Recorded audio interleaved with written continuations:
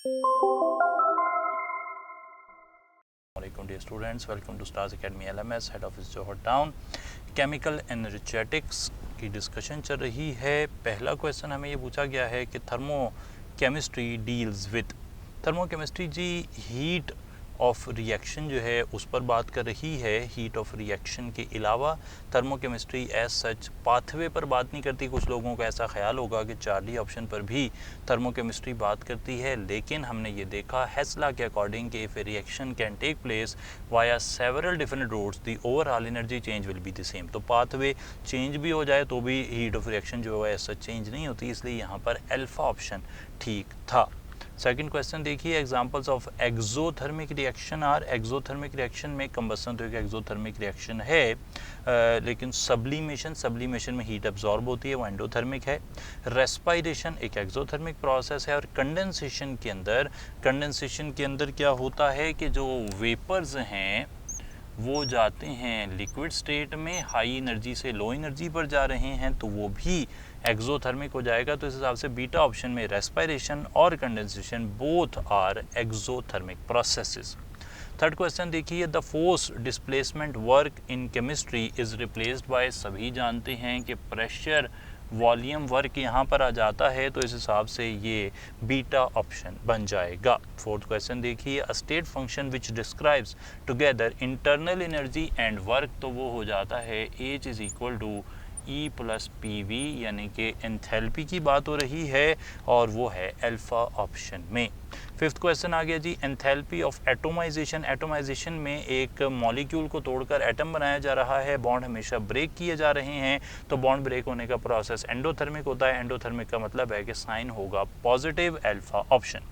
Six question देखिए, internal energy is the, internal energy is the heat given at constant volume या फिर heat released at constant volume. दोनों ही बातें सही हैं। हीट आप दें या सिस्टम हीट दे, जो डेल्टा ई है वो क्यू वी के बराबर होगी। हीट चेंज जो हो रहा है कांस्टेंट वॉल्यूम पर, तो इस हिसाब से डेल्टा ऑप्शन बोथ ए और सी कोई भी बात सही हो सकती है जी माशाल्लाह। क्वेश्चन 7 देखिए, which of the following is always endothermic. Endothermic किस में हीट एब्जॉर्ब होगी? हीट एब्जॉर्ब किस में होगी? जब भी आप बॉन्ड तोड़ेंगे तो एनर्जी हमेशा एब्जॉर्ब होगी, ठीक है जनाब। इसके अलावा एटोमाइजेशन हमने कहा कि हमेशा उसमें हीट एब्जॉर्ब होती है। और इसके बाद formation of gaseous atoms from molecules like hydrogen है, उससे अगर आप हाइड्रोजन एटम बनाते हैं गैशियस फॉर्म में, यानी कि एटोमाइजेशन की बात हो रही है, तो अल्फा बीटा चार्ली तीनों ही जो हैं वो एंडोथर्मिक होते हैं हमेशा। बीटा और चार्ली तो एक ही बात को अलग तरीके से बताया है, अल्फा में कोई भी बॉन्ड ब्रेकिंग हो तो वो एंडोथर्मिक ही होगी। 8 क्वेश्चन देखिए, delta H not represents the enthalpy change at. Thermochemistry के अंदर, इलेक्ट्रोकेमिस्ट्री के अंदर हमने कहा था कि 25 डिग्री सेंटीग्रेड और 1 एटमॉस्फेयर यानी कि 298 केल्विन और 1 एटमॉस्फेयर को आप standard conditions of temperature and pressure कहते हैं, इस हिसाब से चार्ली ऑप्शन। 9 क्वेश्चन देखिए, a system releases 500 kilo joule heat and does 100 kilo joule work on the surrounding, the change in internal energy will be. यहाँ पर इंटरनल एनर्जी हमने निकालना है। रिलीजेस का मतलब है कि हीट सिस्टम से बाहर गई है, सिस्टम ने हीट रिलीज़ किया है, 500 हो गया, और डन वर्क काम भी सिस्टम ने किया है, तो फिर इसका मतलब है कि माइनस 600 जो है वो यहाँ पर एनर्जी चेंज हो जाएगा। किलो जाउल में है तो अल्फा ऑप्शन बिल्कुल ठीक हो गया जी माशाल्लाह। 10th क्वेश्चन देखिए, enthalpy of neutralisation can be measured accurately by glass calorimeter. Glass calorimeter से एंथैल्पी ऑफ न्यूट्रलाइजेशन मेजर करते हैं। एंथैल्पी ऑफ कंबसन मेजर करनी हो तो बॉम्ब कैलोरीमीटर से की जाती है। 11 क्वेश्चन देखिए जी, the standard enthalpy changes of combustion of carbon, hydrogen and methanol are shown. Carbon से कार्बन डाइऑक्साइड बनने की एंथैल्पी दी हुई है, हाइड्रोजन से वाटर बनने की एंथैल्पी दी हुई है, और मेथनॉल से कार्बन डाइऑक्साइड और वाटर बनने की एंथैल्पी दी हुई है। Which expression gives the standard enthalpy change of formation of methanol in kilo joule per mole. Methanol की एंथैल्पी ऑफ फॉर्मेशन हमें निकालनी है, हमें बनानी पड़ेगी एक ट्राइएंगल, जो कि हम आमतौर पर बनाते हैं हेस्ला के अंदर, बॉर्न हाबर साइकिल के अंदर। यहाँ पर हम देखते हैं कि कार्बन से कार्बन डाइऑक्साइड बनेगी, ठीक हो गई जी बात। दूसरा रास्ता क्या हो सकता है, हाइड्रोजन से पानी बन जाए, एक तो ये रास्ता हो सकता है। दूसरा ये होता है कि कार्बन और हाइड्रोजन मिलकर ऑक्सीजन की प्रेजेंस में पहले मेथनॉल बना दें और मेथनॉल से बाद में कार्बन डाइऑक्साइड और वाटर बन जाए। तो एक डायरेक्ट पाथवे हो गया। हमने तरीका क्या बताया था आपको, अगर याद हो कि कभी भी आपको इस तरह का हेस्ला या बॉन हाबर साइकिल से क्वेश्चन आएगा तो आपने देखना है कि which one of the products is found more than once, which appears more than once on the product side. तो more than once carbon dioxide और वाटर नज़र आ रहे हैं, तो फिर वो हमारे फाइनल प्रोडक्ट होंगे। एक उनका बनने का डायरेक्ट पाथवे होगा, एक उनके बनने का इनडायरेक्ट पाथवे होगा।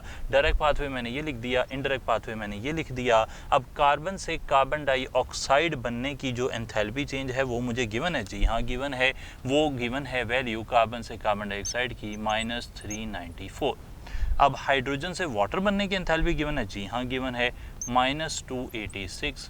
बस करना मैंने ये है कि मैंने इसे मल्टीप्लाइड बाई 2 कर देना है। मल्टीप्लाइड बाई 2 क्यों कर दिया, क्योंकि हमारी इक्वेशन में 2 वाटर मॉलिक्यूल हाइड्रोजन से बन रहे हैं और इधर भी 2 हाइड्रोजन इस्तेमाल हो रहे हैं। ठीक है जी बात। अब यहाँ से आगे मेथानॉल की कंबस्टन की वैल्यू -726 दी हुई है। मैं कहता हूँ ये वैल्यू x है, लेट्स से ये वैल्यू x है।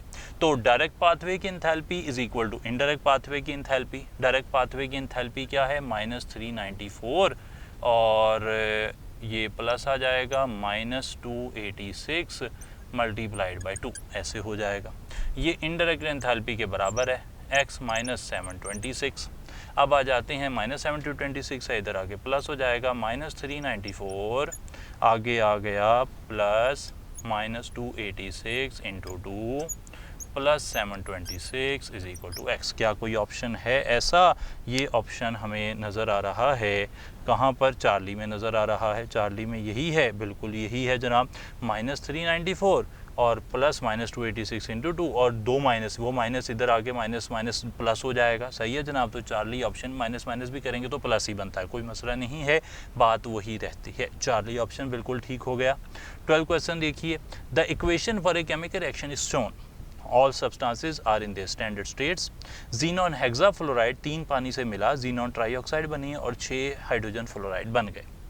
Which of the following enthalpy change occurs in this reaction?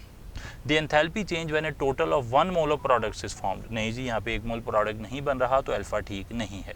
Beta, the enthalpy change when a total of 1 mole of reactant is reacted। ये भी सही नहीं क्योंकि 4 मोल रिएक्टेंट रिएक्ट कर रहे हैं। Charlie, the enthalpy change when 1 mole of water reacts। नहीं जी, 3 मोल water react कर रहे हैं, इसलिए चार्ली भी सही नहीं हो सकता। Delta, the enthalpy change when 6 moles of hydrogen fluoride are produced। बिल्कुल सही जी, ऐसा ही हो रहा है। तो ये वो एंथैल्पी चेंज है उस रिएक्शन का जिसमें 6 मोल हाइड्रोजन फ्लोराइड बन रहे हैं।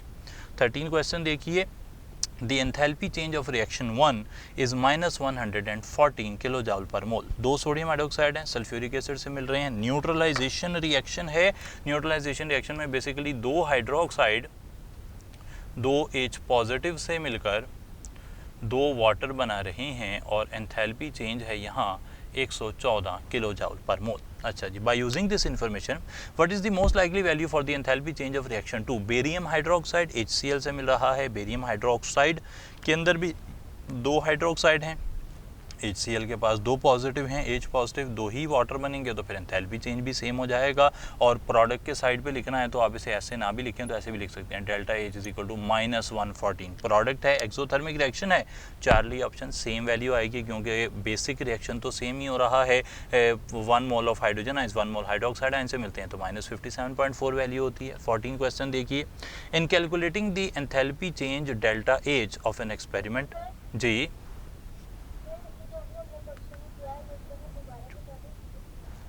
एंथैल्पी ऑफ न्यूट्रलाइजेशन की डेफिनेशन से ये सवाल आया है।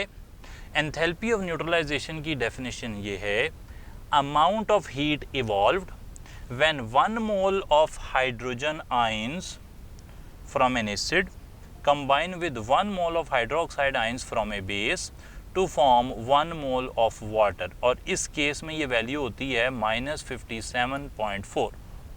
अब हमारा जो रिएक्शन गिवन है उसमें 2 हाइड्रोजन आइंस 2 हाइड्रोक्साइड आइंस से बन रहे हैं तो एंथैल्पी चेंज डबल आ रहा है।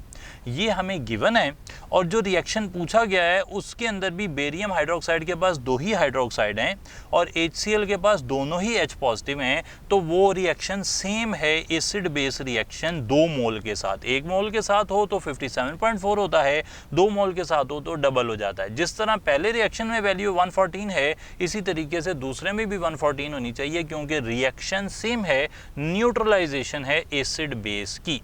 क्लियर होती है जी बात? आगे चलते हैं जनाब। Experiment involving solutions, the mass of solution m दिया हुआ है, स्पेसिफिक हीट s दी हुई है, टेम्परेचर डेल्टा टी दिया हुआ है, डेल्टा एच की वैल्यू निकालनी है। ms डेल्टा टी होता है जी, ये तो कोई मसले वाली बात नहीं है। ms delta T q is equal to ms delta T, glass calorimeter में भी पढ़ा, बॉम्ब कैलोरी मीटर में भी पढ़ा। 15 देखिए, sulphur can be oxidised in 2 ways. Sulphur से सल्फर डाइऑक्साइड बन जाए, सल्फर से सल्फर ट्राइऑक्साइड बन जाए। Sulphur trioxide can be made from sulphur dioxide, वो भी हो सकता है। What is the standard enthalpy change for this reaction? बिल्कुल ये एग्जांपल जो है ना, इससे मिलती जुलती एग्जांपल, वैल्यूज़ नहीं थी, हमने एक्स वाई करके लगाया था, तो ये मैंने आपको कहा कि 2 से मल्टीप्लाई करने वाला भी काम हो सकता है। तो यहाँ पर फिलहाल क्या हुआ, सल्फर जो है इसका एक सूरत हाल ये है कि सल्फर से सल्फर ट्राइऑक्साइड बन जाए। एक तो ये रास्ता है। एक रास्ता ये है कि सल्फर से पहले सल्फर डाइऑक्साइड बन जाए और सल्फर डाइऑक्साइड से सल्फर ट्राइऑक्साइड बन जाए, ऐसे हो सकता है। सल्फर से सल्फर ट्राइऑक्साइड बनने की जो एंथैल्पी है वो दी हुई है -791, और आगे क्या दिया, -791.4।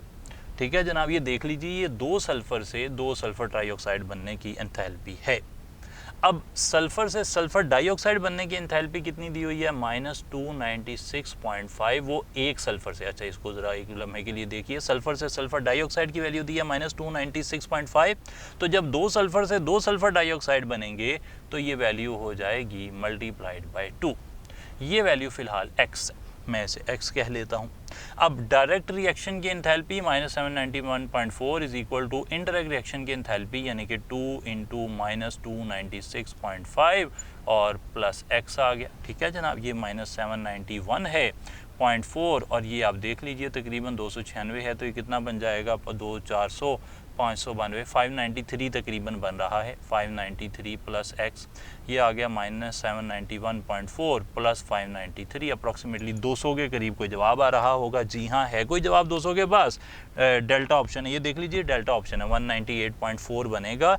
डेल्टा ऑप्शन यहाँ सही है। आप इसको करीब 3 मल्टीप्लाई करते तो आप इसे 600 भी कर देते तब भी आंसर सही आ जाता, क्योंकि 200 के पास सिर्फ एक आंसर है। तो ये नहीं है कि बहुत ज़्यादा डिफ़िकल्ट कैलकुलेशन है, आप 300 का ज़रब मल्टीप्लाइड बाय 2 करें 600 आ जाता है, कोई इतनी बड़ी बात नहीं है। तो आपको अंदाज़ा था 191, आप 191 के पास जो भी आंसर था उसे टिक कर सकते थे। Delta option is right hair.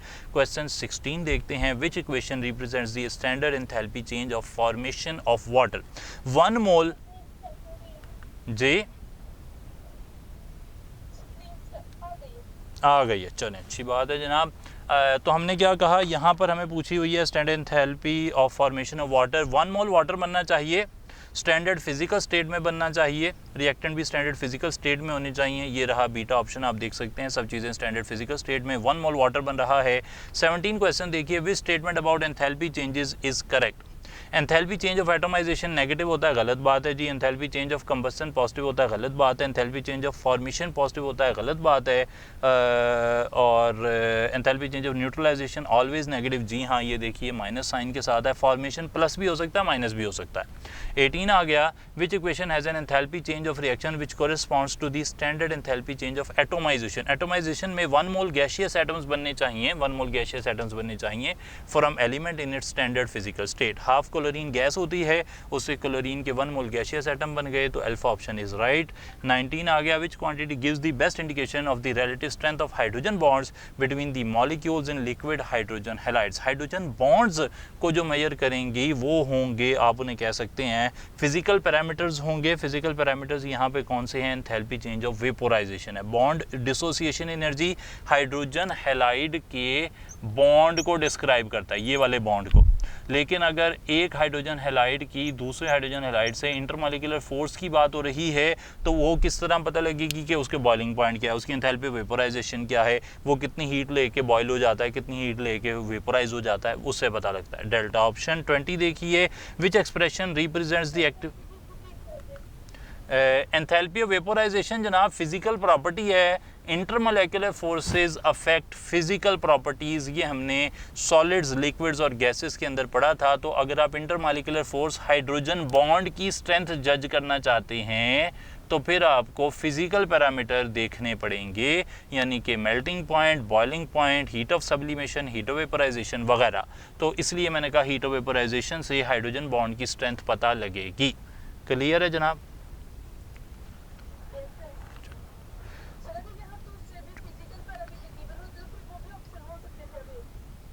अगर दिए होते तो फिर कौन से दिए होते, फिर बात आती। अगर बॉइलिंग पॉइंट दिया होता वो बिल्कुल सही हो सकता था, फ्रीजिंग पॉइंट दिया होता बिल्कुल सही हो सकता था, लेकिन अगर कोई दूर परे का है जिसका कोई रिफ्रैक्टिव इंडेक्स दिया होता फिर तो नहीं ना फ़र्क पड़ता, वो भी फिजिकल पैरामीटर ही है, कंडक्टिविटी होता फिर तो नहीं ना फ़र्क पड़ता, वो तो अलग बात हो जाएगी। लेकिन जो हीट से रिलेटेड है ना वो सारे हो सकते हैं, वेपोराइजेशन, सब्लिमेशन, फ्रीजिंग, बॉइलिंग, ये सारे हो सकते हैं। ठीक है जी बात। विच एक्सप्रेशन रिप्रेजेंट्स द एक्टिवेशन, जी जी क्यों नहीं हो सकता? इसलिए नहीं हो सकता कि बॉन्ड डिसोसिएशन एनर्जी ये बताती है कि ये वाला बॉन्ड जो कि एक कोवेलेंट बॉन्ड है इसकी स्ट्रेंथ क्या है। बॉन्ड डिसोसिएशन एनर्जी से कोवेलेंट बॉन्ड की स्ट्रेंथ पता लगती है और वेपोराइजेशन से इंटरमॉलिक्यूलर फोर्स की स्ट्रेंथ पता लगती है। आप सवाल देखिए, उसने कहा relative strength of hydrogen bonds, hydrogen bond की स्ट्रेंथ पता करनी है, कोवेलेंट बॉन्ड की स्ट्रेंथ नहीं पता करनी। अगर यहाँ कोवेलेंट बॉन्ड वर्ड लिखा होता आप अल्फा टिक कर देते। सही है जी बात। फॉरवर्ड रिएक्शन की एक्टिवेशन एनर्जी आपने बतानी है। फॉरवर्ड रिएक्शन की एक्टिवेशन एनर्जी क्या है? अब ये मेरे पास से ना स्क्रीन थोड़ी दूर है, लेकिन वो ऊपर वाली वैल्यू में से रिएक्टेंट वाली वैल्यू माइनस करनी है। मैं बता देता हूँ, एक्टिवेटेड कम्प्लेक्स में से रिएक्टेंट की वैल्यू माइनस करनी है। अब ये देख लें कि ये ऑप्शन जो है ये E1 माइनस E2 ही बनता है, तो ठीक है, बिल्कुल यही बनता है जनाब।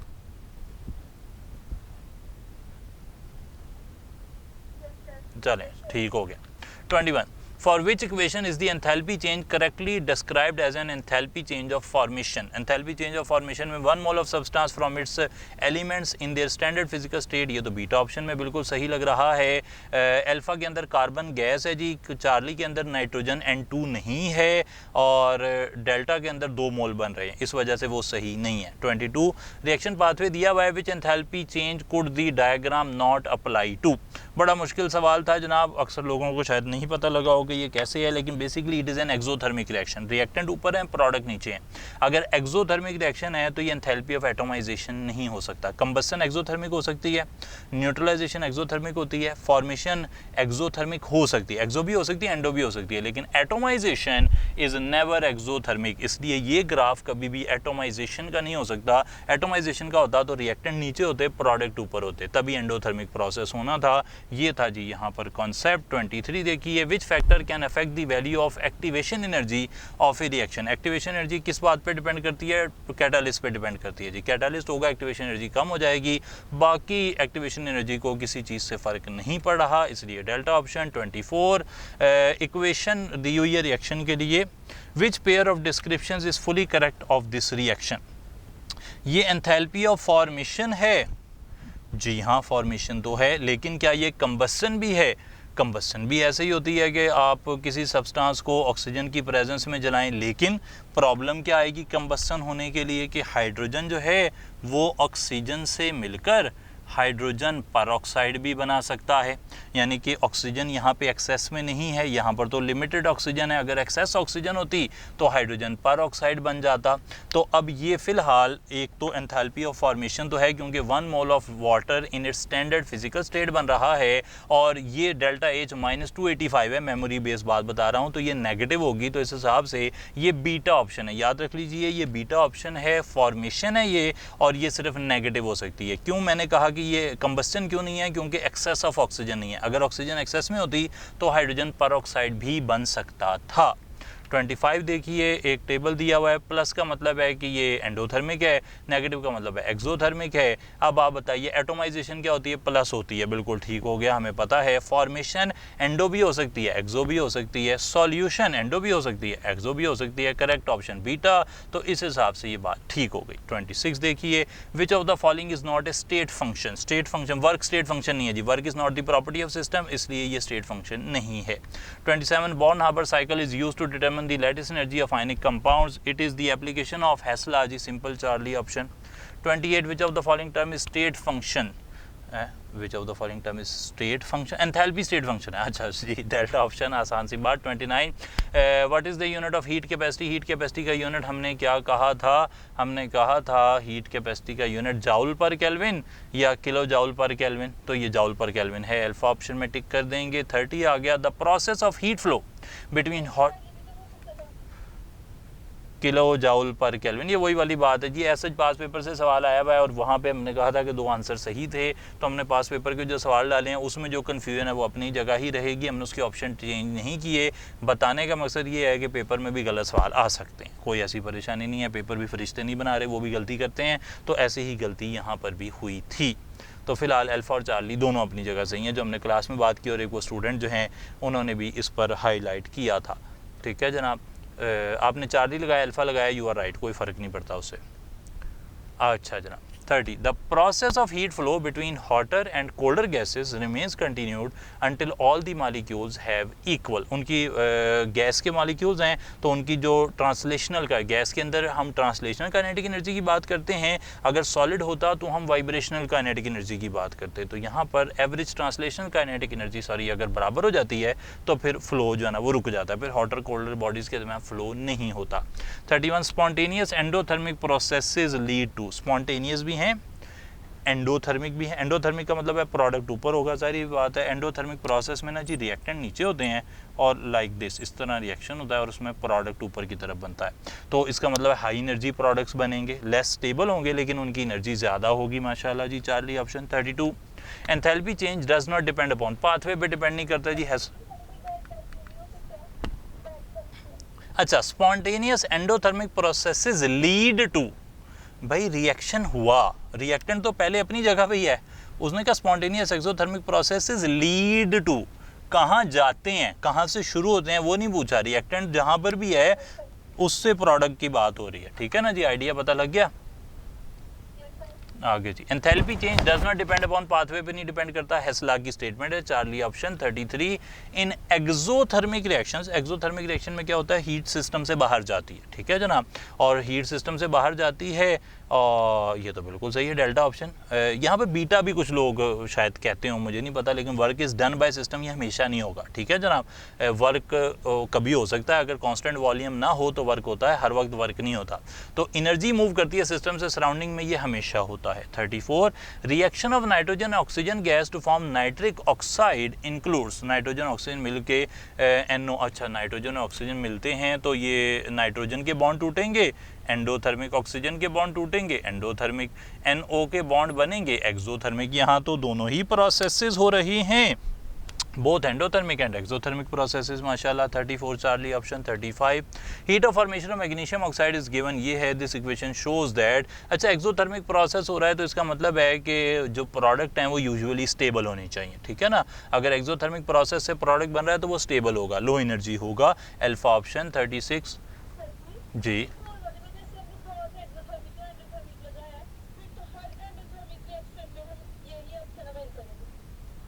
एंडोथर्मिक, जी जी, नहीं मुझे तो आपकी बात नहीं समझ आई, थोड़ा सा बताइए दोबारा।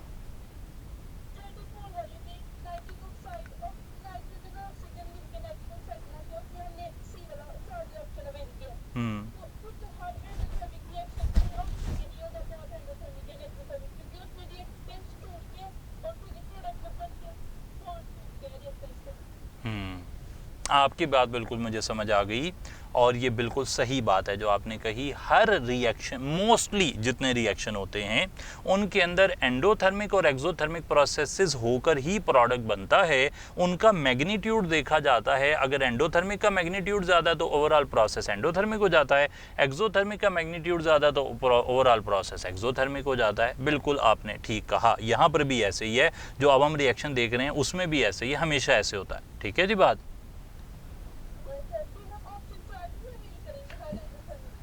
नहीं, हर एंडो नहीं, हर एक्सो में भी यही ऑप्शन रहेगा। वो कहेगा ओवरऑल कौन से प्रोसेसेस हो रहे हैं। अगर वो कहता है जी ये रिएक्शन ओवरऑल क्या है, तो आप कहेंगे, अगर वो एंडोथर्मिक है तो आप कहेंगे जी मैग्नीशियम ऑक्साइड की फॉर्मेशन क्या है, एक्सोथर्मिक है। लेकिन अगर वो कहता है कि ड्यूरिंग द रिएक्शन कौन कौन से प्रोसेसेस हो रहे हैं, तो आप कहेंगे दोनों प्रोसेस हो रहे हैं, एंडो भी हो रहे हैं, एक्सो भी हो रहे हैं। एक्सो का एक्सटेंट ज़्यादा है। अल्फा ऑप्शन फिलहाल यहाँ सही हो गया, क्योंकि एक्सोथर्मिक प्रोसेस है, प्रोडक्ट स्टेबल होगा इंशाल्लाह जी। 36, when 1 mole of ionic compound is dissolved in water to form infinitely dilute solution, enthalpy of solution होगा यहाँ पर हीट ऑफ सॉल्यूशन होगा। यहाँ पर heat of hydration, enthalpy of hydration मिलते जुलते नामों से धोखा ना खाइएगा, बीटा ऑप्शन बिल्कुल सही रहेगा यहाँ। 37, in standard enthalpy of atomization heat of surrounding. अच्छा, स्टैंडर्ड एंथैल्पी ऑफ एटोमाइजेशन क्या है जी, एंडोथर्मिक है। एंडोथर्मिक है तो सराउंडिंग से सिस्टम में हीट आती है, तो सराउंडिंग का टेम्परेचर क्या होगा, कम होगा, तो ये फिर डिक्रीज होना चाहिए। Charlie option. 38 देखिए, which heat change value indicates least stable bond formation. Endothermic processes से लेस स्टेबल चीज़ें बनती हैं, तो जो भी एंडोथर्मिक होगा, एंडोथर्मिक के अंदर हमने ये वाला जो रिएक्शन है, एंडोथर्मिक प्रोसेसेस में लेस स्टेबल प्रोडक्ट्स बना करते हैं। Beta option. 39 देखिए, Hess law can calculate enthalpy for competing reaction, incomplete reactions, successive reactions. तीनों की बात मैंने की थी, और साथ चौथी बात मैंने की थी कि लैटिस एनर्जी भी कैलकुलेट कर सकते हैं। डेल्टा ऑप्शन बिल्कुल ठीक। 40 देखिए, which of these is beyond the scope of thermochemistry. Thermochemistry के अंदर हीट चेंजेस स्टडी की जाते हैं, इंटरनल एनर्जी चेंजेस स्टडी किए जाते हैं, एंथैल्पी चेंजेस स्टडी किए जाते हैं, लेकिन प्रेशर चेंजेस को स्टडी नहीं किया जाता, वो यहाँ पर बात नहीं होती। Delta option. 41, first law of thermodynamics suggest के टोटल एनर्जी कंजर्व रहती है। सिर्फ इंटरनल एनर्जी कंजर्व नहीं रहती, एंथैल्पी कंजर्व नहीं रहती, सिस्टम की टोटल एनर्जी कंजर्व रहती है कायनात की। 42, स्टैंडर्ड एंथैल्पी कैलकुलेशंस कब होती हैं, 298 केल्विन पर। चार्ली ऑप्शन बात हो चुकी। 43, Na गैस से Na लिक्विड बन रहा है, ये तो कंडेंस हो रहा है, गैस से लिक्विड बन रहा है, एंथैल्पी ऑफ कंडेंसेशन होगी। Charlie option. 44, for a given reaction, ये रिएक्शन हो रहा है, एसिड बेस रिएक्शन है जी, वीक एसिड है, वीक बेस है, वैल्यू क्या हो जाएगी, कम हो जाएगी 57.4 से, लेकिन रिएक्शन तो एक्सोथर्मिक ही रहेगा, क्योंकि एसिड और बेस मिलते हैं तो एक्सोथर्मिक प्रोसेस होता है। Delta option. 45, lattice energy of an ionic crystal can be visualised as the enthalpy of formation. ये वाला जी, एक एसिड है वीक, एक बेस है वीक, एसिड और बेस वीक हों तो फिर एंथैल्पी चेंज 57.4 से कम आता है, लेकिन जो भी एंथैल्पी चेंज आएगा वो आएगा तो नेगेटिव साइन के साथ ही, क्योंकि एसिड और बेस का मिलना हमेशा एक्सोथर्मिक प्रोसेस होता है। ये कहा जी मैंने, ठीक है बात। चलिए, कोई मसला ही नहीं जनाब। Lattice energy enthalpy of formation है जी, डेल्टा ऑप्शन। डिस्कस हुई बात, पास पेपर में पूछी गई। 46, ये देखिए ज़रा, given diagram is a Born Haber cycle for formation of KBr. Past paper का सवाल है जी, इसलिए हमने वो एज सच बना दिया है। Using the given data, the lattice energy of potassium bromide is calculated to B.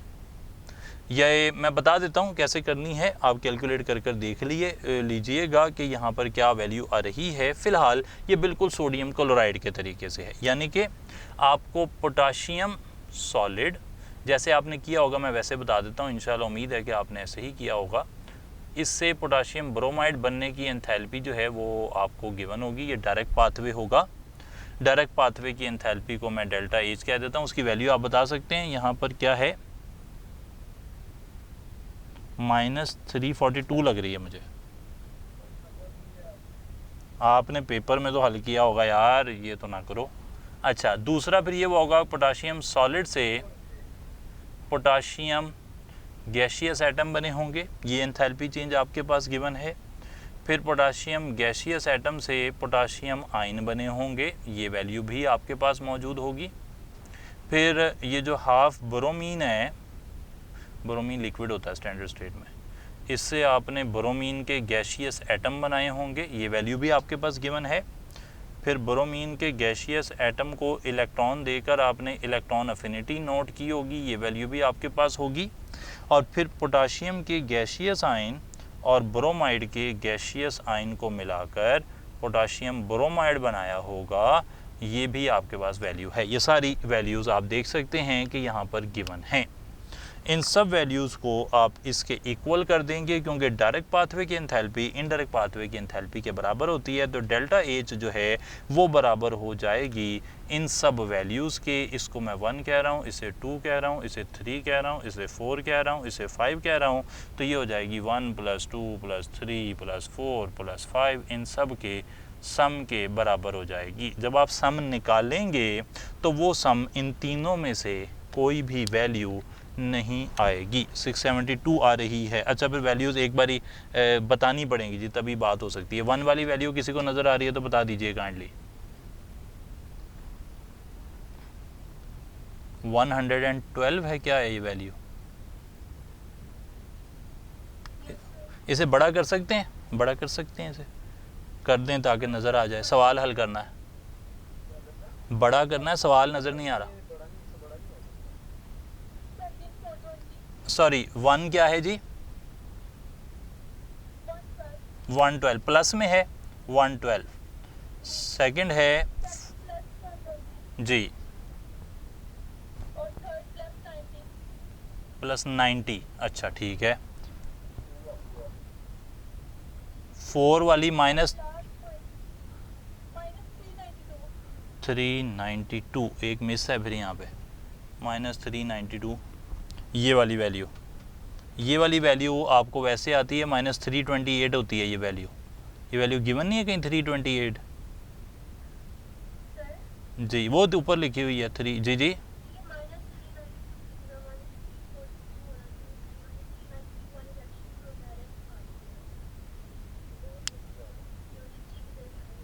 और भी फिर क्या लेने खड़ा हूँ मैं, अजीब बात है। हाँ जी सॉरी, आपकी बात काट रहा हूँ जी।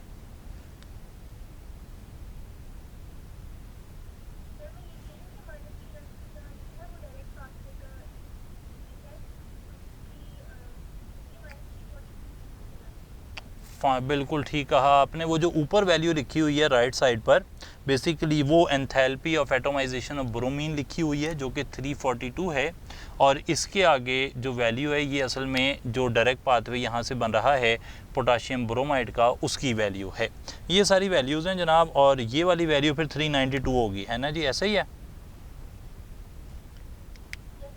ओके, अब हमारे पास ये सब वैल्यूज़ हैं। और एक वैल्यू मुझे लगता है अभी भी मिसिंग है, -328 जो वैल्यू है ब्रोमीन की, जिसे आप क्या कहते हैं ब्रोमीन की, ये वाली value electron affinity of bromine. Electron affinity of bromine missing लग रही है मुझे यहाँ पर।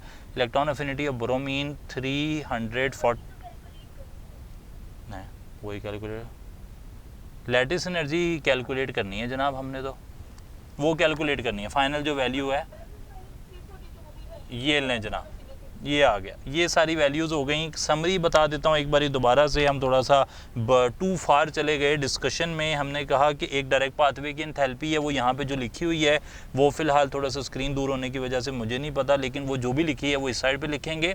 उसके बाद इनडायरेक्ट जो हैं 5 टोटल वैल्यूज़ हैं, 4 हमें गिवन है। मैंने अप्रॉक्सीमेटली, स्टूडेंट ने बहुत हेल्प की, उसके हिसाब से लिख लिया कि एक 112 है, एक 420 है, एक 90 है, एक 342 या 392। इनमें से जो चेंज करना है वो आपने देख लेना है। और फाइनल वैल्यू फ़िलहाल मिसिंग है। वो जो मिसिंग वैल्यू है उसको मैंने निकालना है, और उस वैल्यू को निकालने के लिए मैं इन सब चीज़ों को दूसरी तरफ ला के सॉल्व करता हूँ। एक दूसरे स्टूडेंट हमारे वो कह रहे हैं कि उन्होंने निकाला है और ये -672 ही आती है। आप भी इसे निकाल लीजिए, 672 आती है तो वेरी गुड, आप उसे टिक कर देंगे। और अगर इन तीनों में से कोई वैल्यू नहीं आ रही तो फिर आपको delta option none of these टिक करना पड़ेगा। फ़िलहाल जो स्टूडेंट जिन्होंने निकाली है ये वैल्यू 672 आ रही है जी।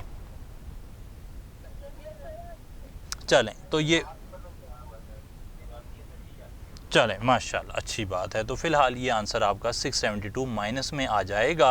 और उसको सॉल्व करने का तरीका मैंने बता दिया कि एक डायरेक्ट पाथवे है, एक इनडायरेक्ट पाथवे है, दोनों की वैल्यूज़ को इक्वेट कर दें, आपस में इक्वलाइज़ कर दें, और जो चीज़ मिसिंग है उसको निकाल लीजिए, बाकी वैल्यूज़ गिवन है वो आप लिख देंगे। तो इस तरीके से काम होता है। किसी को इस तरह के सवाल करने में इसके और इस रिएक्शन के बाद भी प्रॉब्लम है तो बता दें, ताकि हम देख सकें कि भाई अभी ये चीज़ एग्जिस्ट करती है, प्रॉब्लम एग्जिस्ट करती है।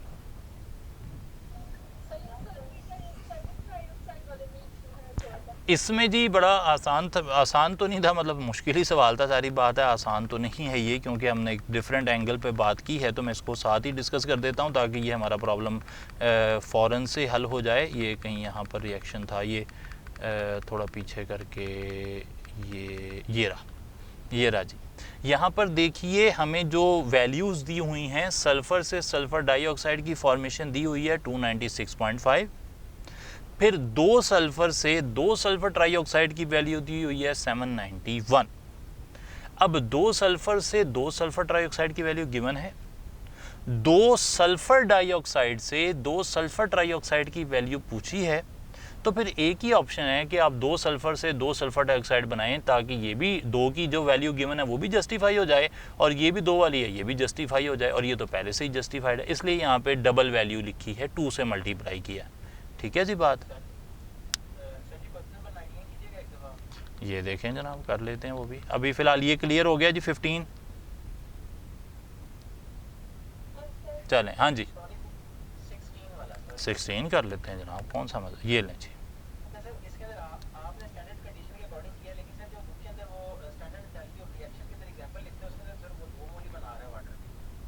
नहीं, वैल्यू जो गिवन है वो क्या गिवन है वहाँ पर, तो वो 1 मोल के लिए ही दी है जी, वैल्यू उसने 1 मोल की ही दी है। हाँ सही है, आपकी बात ठीक है, लेकिन मुझे लगता है ये आप एग्जाम्पल की बात कर रहे हैं, एक एग्जाम्पल जो सॉल्व हुई है उसके अंदर ये लिखा हुआ है। हाँ, तो वो उसने जो दिया हुआ है, उसने कहा एंथैल्पी ऑफ डेल्टा एच दी हुई है, डेल्टा ई निकालनी है, ये पता नहीं डेल्टा ई दी हुई है, डेल्टा एच निकालें।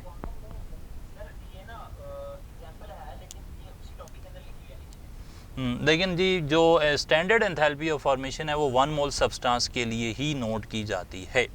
वो टाइपोग्राफिक एरर हो सकता है, कोई मसला नहीं इंशाल्लाह। तो कर लेते हैं जनाब, जा रहे हैं उसी तरफ हम, और ये 34 आ गया।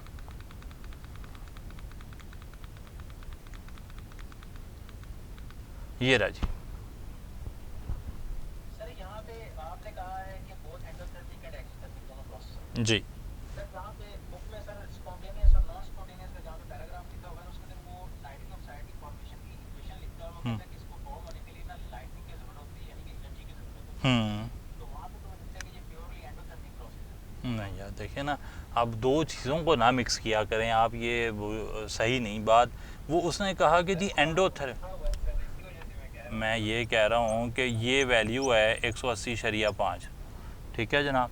Reaction of nitrogen and oxygen gas to form nitric oxide includes, सवाल दोबारा से पढ़ते हैं, आपका आंसर जो है वो तब आएगा। Reaction of nitrogen and oxygen gas to form nitric oxide is, अगर इज़ कर दें कैसा रिएक्शन है, आप कहेंगे एंडोथर्मिक है। इंक्लूड्स, कौन कौन से प्रोसेसेस के ज़रिए ये रिएक्शन होता है जी, एंडोथर्मिक भी होते हैं, एक्सोथर्मिक भी होते हैं। तो सवाल की सेंस जो है वो इम्पॉर्टेंट है। ये रिएक्शन कैसा है, आप कहेंगे एंडोथर्मिक है। इसमें कौन कौन से प्रोसेसेस हो रहे हैं, आप कहेंगे दोनों हो रहे हैं, एंडो भी हो रहे हैं, एक्सो भी हो रहे हैं। सही है जनाब। चलें आगे चलते हैं। अब सवाल पता नहीं कौन सा चल रहा था, वो चेक कर लेते हैं। 45 हो गया, 46 भी हो गया।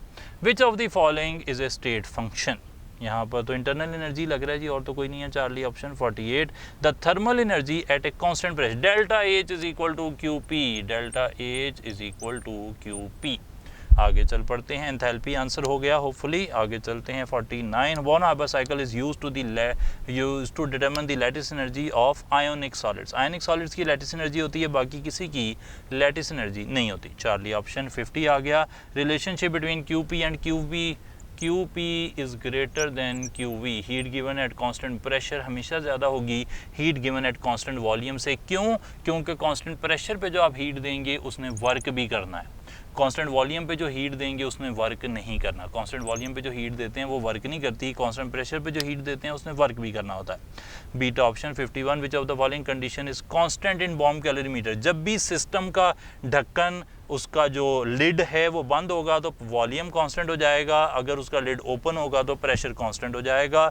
बॉम्ब कैलोरीमीटर में लिड बंद है इसलिए वॉल्यूम कांस्टेंट। कुछ लोग कहते हैं कि जी 20 एटमॉस्फेयर लिखा हुआ है तो फिर इसका मतलब है प्रेशर कांस्टेंट है। ठीक है, वो बात वो अपनी जगह पे उनका अंदाज़ा गलत नहीं, लेकिन केमिस्ट्री के अंदर रूल ये है कि जब भी ढक्कन बंद होगा तो आप मानेंगे कि उसका वॉल्यूम कांस्टेंट है, और अगर लिड ओपन है, ओपन एयर में काम हो रहा है तो फिर आप कहेंगे प्रेशर कांस्टेंट है। Beta option 52, heat exchanged between the system and surrounding at constant volume is shown by delta E is equal to QV जनाब। Beta option 53, work done on the system positive होता है जी, system पर काम होगा तो positive होगा। Charlie option 54, for 1 mole of water under given conditions heat of evaporation and heat of condensation है।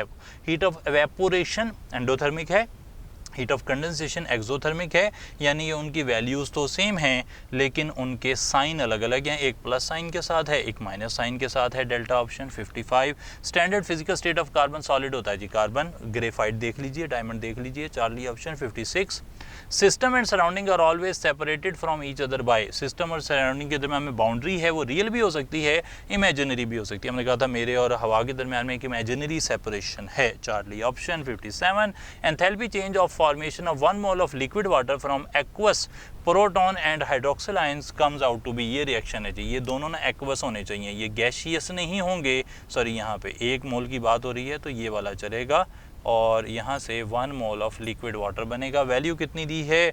-57.4। Delta option 58, बॉन्ड Haber cycle is an extension of Hess law जी, हेस्ला की एक्सटेंशन है यहाँ पर।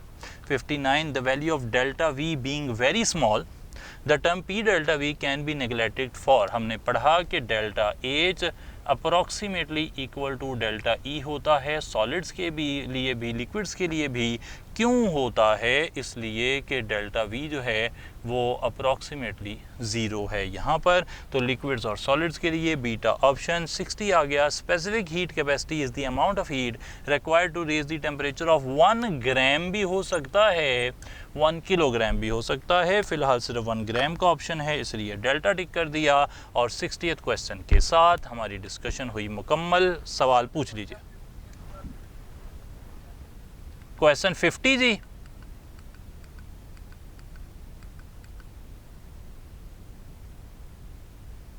कौन सा भाई? 50 नंबर क्वेश्चन है ये जी। हज़रत मैं अर्ज़ करता हूँ, ये देखिए ज़रा, एंथैल्पी जो है ये इंटरनल एनर्जी डेल्टा भी लगा देते हैं प्लस पी डेल्टा वी के बराबर होती है। एंथैल्पी को क्यू पी भी लिखा जा सकता है और इंटरनल एनर्जी को क्यू वी भी लिखा जा सकता है, और पी डेल्टा वी को वर्क भी लिखा जा सकता है। कांस्टेंट वॉल्यूम पर जो हीट दी जाती है उससे जो भी हीट चेंज कांस्टेंट वॉल्यूम पर हो रहा है, अगर उतना ही हीट चेंज कांस्टेंट प्रेशर पर होगा तो उसमें ये वर्क भी ऐड हो जाएगा।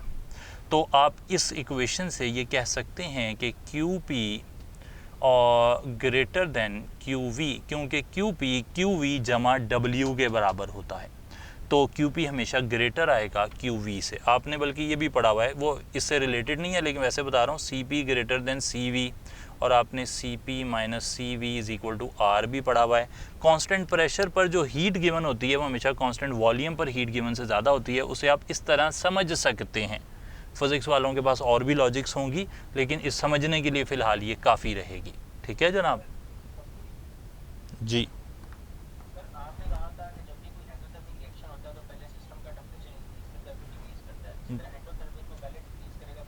जी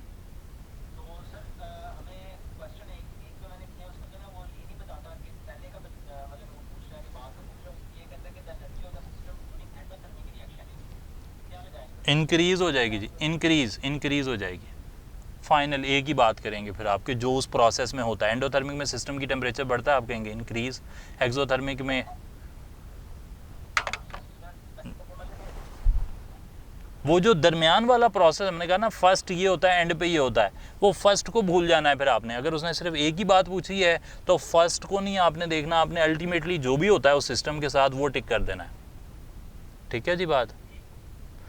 चलिए जनाब, छुट्टी करते हैं, अल्लाह हाफिज़।